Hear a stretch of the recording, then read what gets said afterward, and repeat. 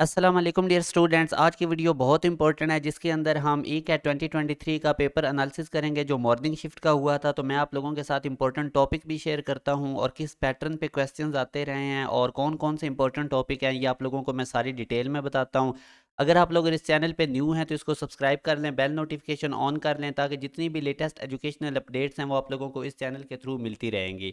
तो सबसे पहले हम बात कर लेते हैं मैथमेटिक्स के ऊपर। जैसा कि मैं आपको पहले भी बताया हुआ था मैंने कि कोनिक सेक्शन का चैप्टर बहुत इंपॉर्टेंट है, इसमें से काफ़ी क्वेश्चंस आए हैं।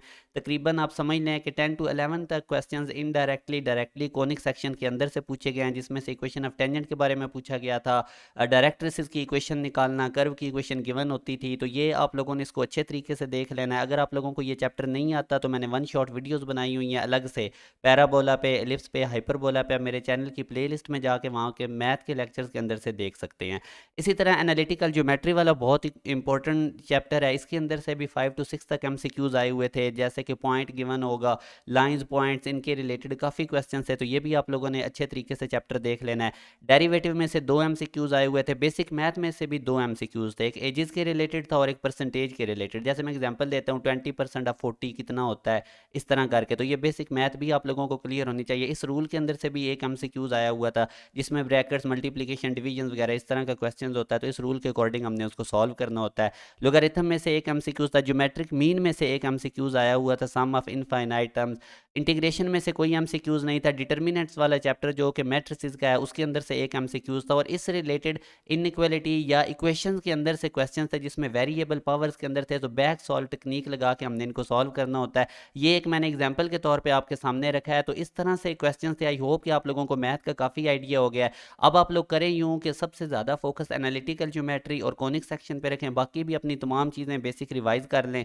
और उसके बाद अब अगर हम फिजिक्स के पोर्शन की बात करें तो मेजरमेंट्स में से एक एमसीक्यूज था, जिस तरह उसने बेस यूनिट्स में से पूछा हुआ था कि which of the following is not a base unit, और वो सेल्सियस था। अब ये होता है कि मॉर्निंग के अंदर ही हमारे पास जो एक पेपर आ रहा होता है वो 3 to 4 पैटर्न का होता है। तो मैं भी आप लोगों के साथ, अब ज़ाहिर है जो स्टूडेंट्स आज मॉर्निंग में दे के आए हैं उनसे मैंने एनालिसिस करने के बाद, पूछने के बाद आप लोगों के साथ ये चीज़ें शेयर कर रहा हूँ ताकि नेक्स्ट जिन बच्चों को उनको आइडिया हो जाए। वेक्टर्स के अंदर से एक एमसीक्यूज आया हुआ था जिसने उसने रिजल्टेंट की रेंज पूछी हुई थी। आपको पता है दो वेक्टर्स का रिजल्टेंट कब मैक्सिमम होता है, जब वो पैरेलल हो, सिंपल ऐड कर देते हैं, और जब दो वेक्टर्स एंटी पैरेलल हों तो उनको माइनस कर देते हैं। तो अब जो वेक्टर्स होता है उसकी रिजल्टेंट की रेंज मैक्सिमम और मिनिमम क्या रहती है कि जब उनको प्लस कर दिया जाए दोनों वेक्टर्स को वो मैक्सिमम रेंज होगी, माइनस कर देंगे तो वो उन दोनों वेक्टर्स की मिनिमम रेंज होगी। तो इन दो रेंज के बाहर उनका आंसर नहीं जा सकता दो वेक्टर्स के रिजल्टेंट का। तो इस तरह का एक क्वेश्चन वेक्टर्स में से आया हुआ था। फोर्स एंड मोशन, जैसा कि मैं आपको पहले भी कहता हूं कि ये चैप्टर बहुत ज़्यादा इंपॉर्टेंट है।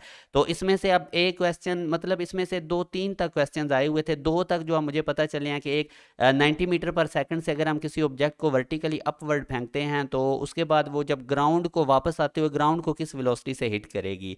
और इसी तरह एक ट्रक और कार के रिलेटेड क्वेश्चन के, ट्रक जो है वो कार को लेके जा रहा है और कार जो है वो ट्रक के साथ रोप से बंधी हुई है, फिर रोप ब्रेक हो जाता है और उसके बाद ट्रक मूव करता है 40 किलोमीटर पर सेकंड की वेलोसिटी से, तो कार की वेलोसिटी क्या होगी। मतलब इस तरह से इन चैप्टर्स को आपने फोर्स एंड मोशन को अच्छे तरीके से देख लेना है। ये मैंने आप लोगों के साथ डिस्कस भी कर दिया है। और मैथ स्प्रिंग सिस्टम में से एक हॉरिजॉन्टल फ्रिक्शन है सरफेस के साथ, एक मैथ अटैच है और उसके बाद स्प्रिंग कांस्टेंट गिवन है, तो मैथ की एनर्जी, इस तरह का एक क्वेश्चन था। उसके बाद डॉपलर इफेक्ट में से एक एमसीक्यूज था कि जब सोर्स और साउंड दोनों एक दूसरे की तरफ मूव करते हैं। तो ये आप लोगों ने केस भी इसको भी देख लेना है। कैपेसिटर्स के अंदर से 2-3 एमसीक्यूज थे जिसमें कैपेसिटर की एनर्जी वाला टॉपिक अच्छे तरीके से देख लें। कैपेसिटर्स की कॉम्बिनेशन को भी एक दफ़ा रिवाइज कर लें। रजिस्टर कॉम्बिनेशन बड़े केयरफुली आप लोग देख लें। तो ज़्यादा कम्प्लेक्स डायग्राम्स तो अब नहीं आती, तो बहरहाल रजिस्टर कॉम्बिनेशन में से भी 3-4 तक एमसीक्यूज आज मॉर्निंग में आए हुए थे। फिर इंड्यूस्ड ईएमएफ के अंदर से भी क्वेश्चन थे, एक इंपीडेंस के अंदर से क्वेश्चन था, ट्रांजिस्टर में से एक क्वेश्चन था, फोटो इलेक्ट्रिक इफेक्ट में से एक आया हुआ था। तो अगर हम जनरल बात करें तो फर्स्ट ईयर फिजिक्स में से तकरीबन 13 to 14 MCQs, second year physics में से 10 to 12 एमसीक्यूज। तो सेकंड ईयर फिजिक्स का जो फर्स्ट हाफ है उसमें से 10 to 12 एमसीक्यूज। तो first half second year physics का आप लोग अच्छे तरीके से देख लें। बाकी जो सेकंड हाफ है वो मैंने टॉपिक्स आपको बता दिए हैं, मॉर्निंग में उसने जिससे पूछा हुआ था, तो आपको काफ़ी आइडिया हो जाएगा। ऑर्गेनिक केमिस्ट्री, जैसे कि मैंने आपको पहले भी कहा हुआ था, इसमें से बड़े क्वेश्चन आते हैं, जैसे रिएक्टेंट टू प्रोडक्ट्स, कौन कौन सी रिएक्टेंट्स मिलकर कौन कौन सी प्रोडक्ट्स बनाती हैं, नेचर ऑफ प्रोडक्ट की भी आपको पता होना चाहिए। मैक्सिमम ऑर्गेनिक केमिस्ट्री में से एमसीक्यूज थे, मगर फर्स्ट ईयर केमिस्ट्री में से भी एमसीक्यूज थे।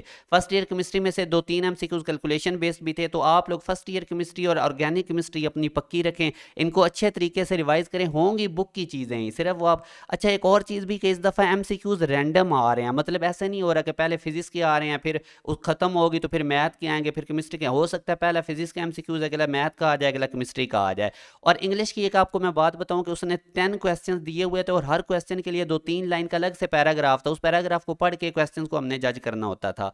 तो ये आप लोगों को, आई होप कि आज की वीडियो में काफ़ी पता लग गया होगा आप लोगों को। तो इस पैटर्न पे आप लोग अपनी प्रिपरेशन करना, फिर इवनिंग वाले बच्चों का जब हो जाएगा तो उसका भी फिर मैं एनालिसिस आप लोगों के साथ कर दूंगा, बता दूंगा। तो इस पैटर्न पे आप चीज़ें देखें, आप लोगों के लिए ढेर सारी दुआएं, इंशाल्लाह आप लोग कर जाएंगे। कोई मुश्किल चीज़ें नहीं होती, सिर्फ आप लोगों ने ज़रा केयरफुली चीज़ों को देखना है, एक्टिव होकर देखना है, नर्वस बिल्कुल नहीं होना, पैनिक नहीं करना। तो इंशाल्लाह आप लोग ज़रूर कामयाब होंगे। अपना ख्याल रखिएगा। अल्लाह हाफिज़।